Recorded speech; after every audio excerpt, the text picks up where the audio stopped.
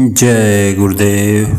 एक गांव में एक संत रहा करते थे और उसी गांव के दूसरे छोर पर एक सिद्ध भी रहते थे। सिद्ध तरह तरह के चमत्कार दिखाकर श्रद्धालुओं की भीड़ इकट्ठा करते रहते थे। संत के सत्संग में थोड़े से लोग जाते थे।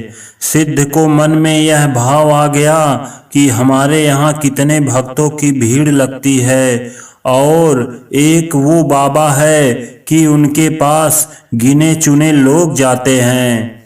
मन की बात को उन्होंने श्रद्धालुओं से कहा और यह भी कहा कि देखो, मैं ऐसा चमत्कार दिखाता हूँ कि संत गांव छोड़ देंगे। यह कहकर उन्होंने अपनी सिद्धि शक्ति से आग की लपट पैदा की। वह लपट संत की कुटिया की तरफ बढ़ने लगी। संत जी के पास बैठे प्रेमियों ने लपट बढ़ते देखा तो उन्होंने कहा कि महाराज, यह क्या हो रहा है?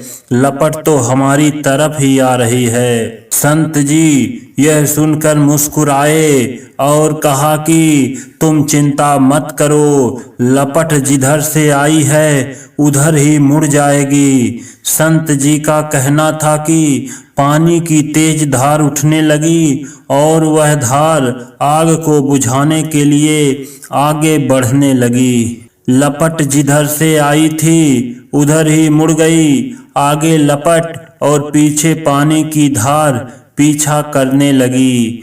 देखते देखते लपट सिद्ध की तरफ बढ़ी। सिद्ध घबरा गए।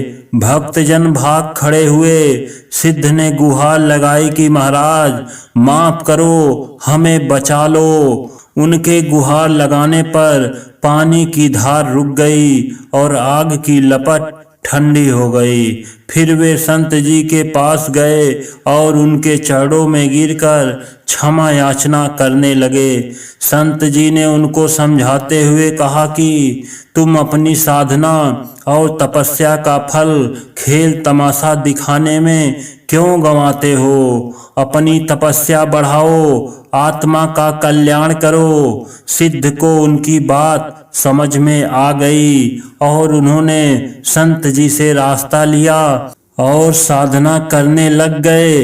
इस कहानी को सुनाते हुए परम पूज्य स्वामी जी महाराज ने कहा कि परमार्थ बाजीगरी का खेल नहीं है। संत कोई ऐसा चमत्कार नहीं दिखाते, लेकिन उन्हें कोई चैलेंज करे तो अपनी शक्ति मौज में आकर दिखा देते।